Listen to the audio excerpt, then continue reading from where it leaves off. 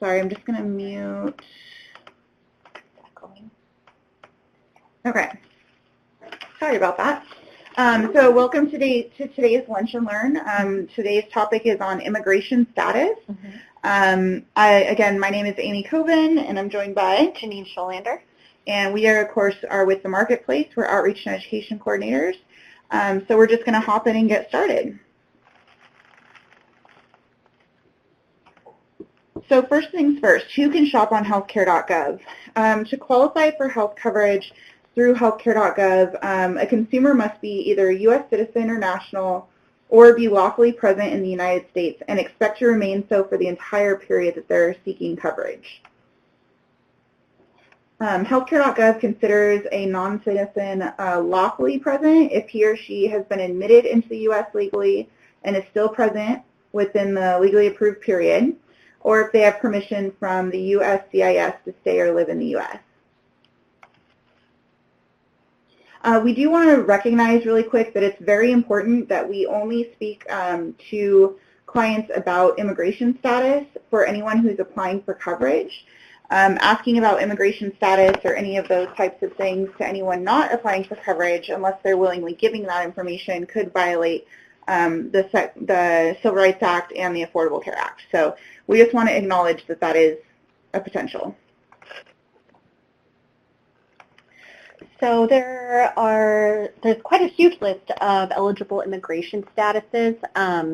So those that are qualified to use healthcare.gov are listed below. I'll name a few of them, but I'm certainly not going to go through the whole list because obviously everyone can read. So, but the big ones that are huge in our area, we've got asylees and refugees, those that are paroled into the U.S., lawful temporary residents. So that's something that we're seeing, quite a bit of.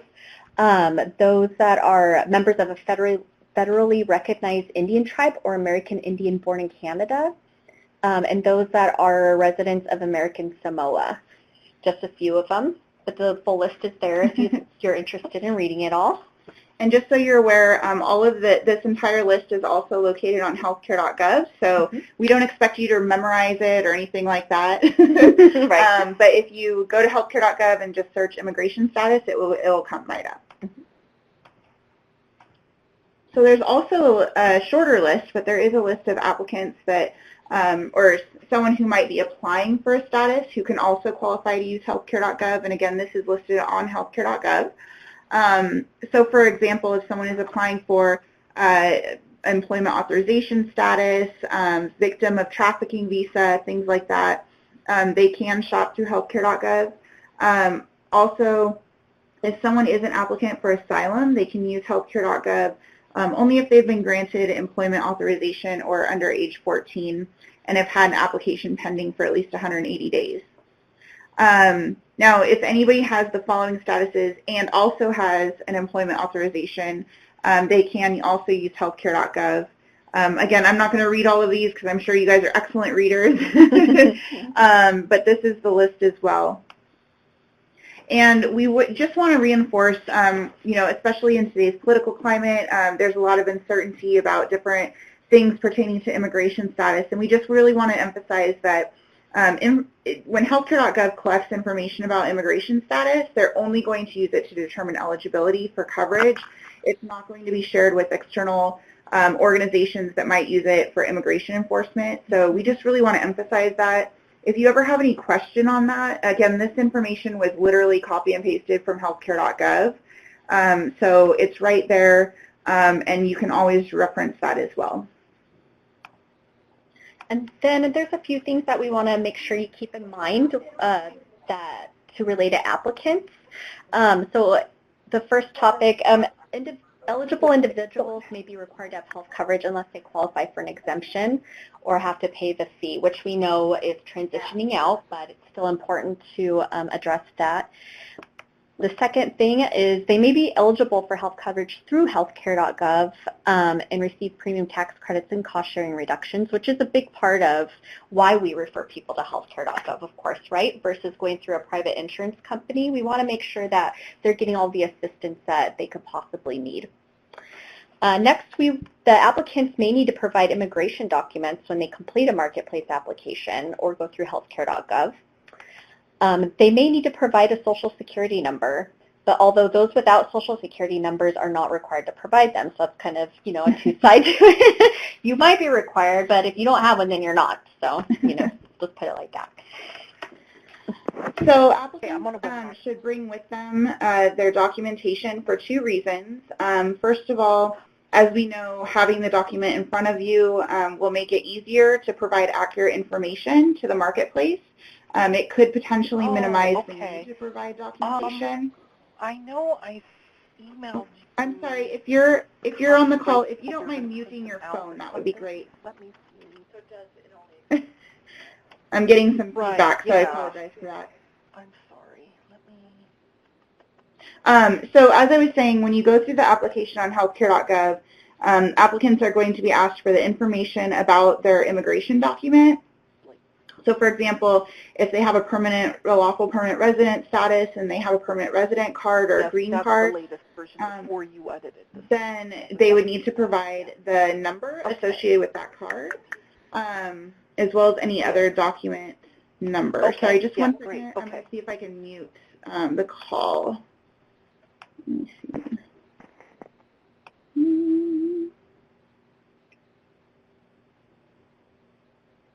Okay, I'm not sure.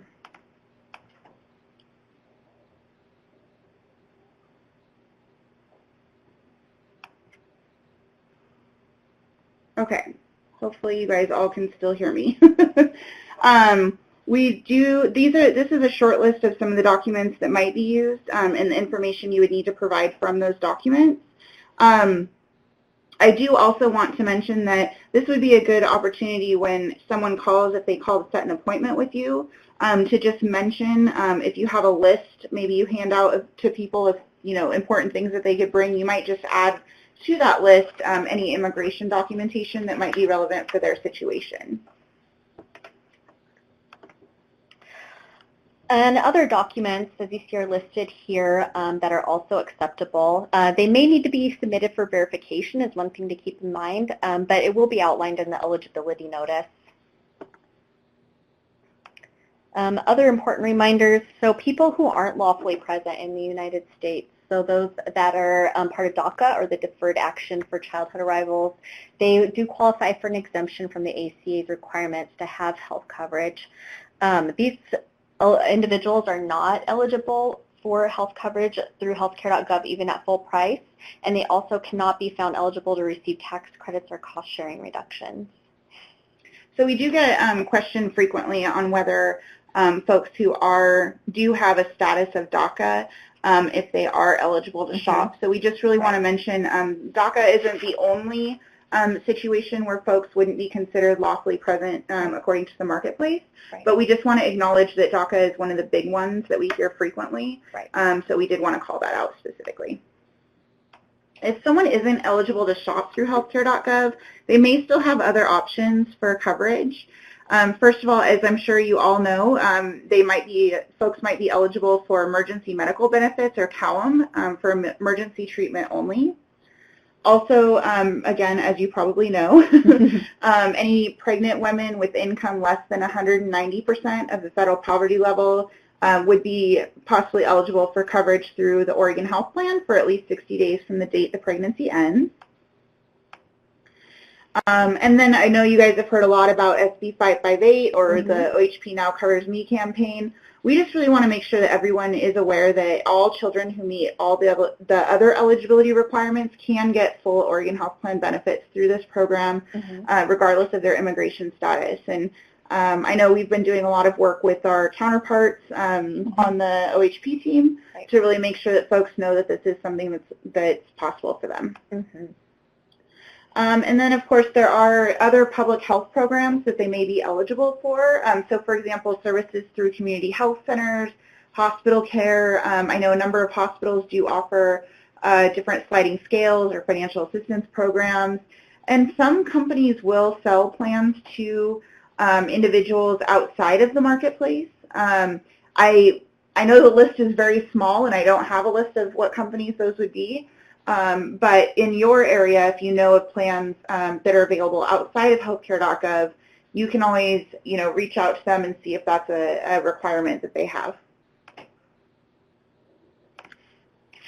So if anybody has any questions, you can feel free to go ahead and type it in the chat box, or maybe since it's such a small group, if you feel like asking questions out loud, we'd be willing to take any of those. We're going to be quiet for just a second while we wait to see if anyone has any questions.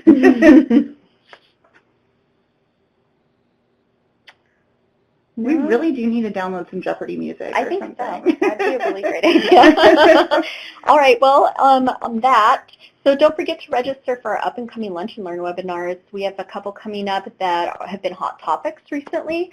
So on August 27th, we have the Oregon Health Plan to Qualified Health Plan, or vice versa. So what happens after you're transitioning. And then on September 10th, we have Summary of Benefits. So you have the bit.ly listed. You can go ahead and sign up on that link because every webinar does have to be signed up for individually, so just to keep in mind. And I just wanted to really emphasize these two webinars specifically are topics that we're very passionate about. Not that any of the other topics are not important to us, of course.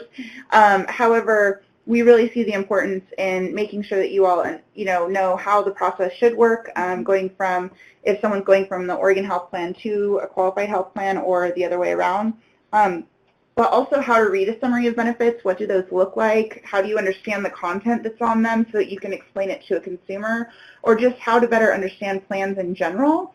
I know me personally, while I've been out in the field, I've had a number of instances working with community partners where, there have been things said like, people don't want plans because they don't want to have to pay all this money out of pocket before they can use a plan. And really knowing how to read that summary of benefits makes a really big difference. So I just wanted to put a little plug in there because we're excited for these two webinars specifically. We think they're going to make a huge impact. So, and just, as with any other webinar and this webinar as well, we do record them and we post them to our group site.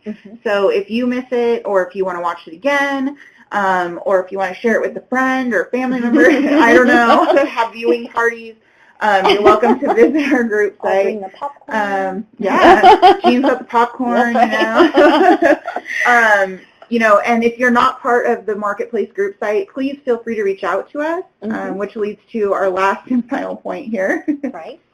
If you have any feedback about this webinar or any of the other webinars, including really any topic ideas that you have for the future, we've got these scheduled out just until open enrollment starts, but after open enrollment, we're entertaining the idea of continuing them going forward. So if you guys have topics that are, hot topics that you want to know more about, please reach out to us. This is both my email and Janine's email.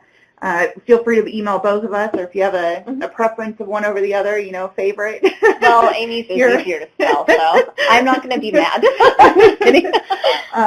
But we do really appreciate you joining us. And like I said, this webinar will be recorded and saved to group site. So anything else, Janine? No, not such a sum it up? Okay. Yeah, no, that was great. All right. Well, guys, hope you have a great day. Thanks for joining us. Bye. Bye.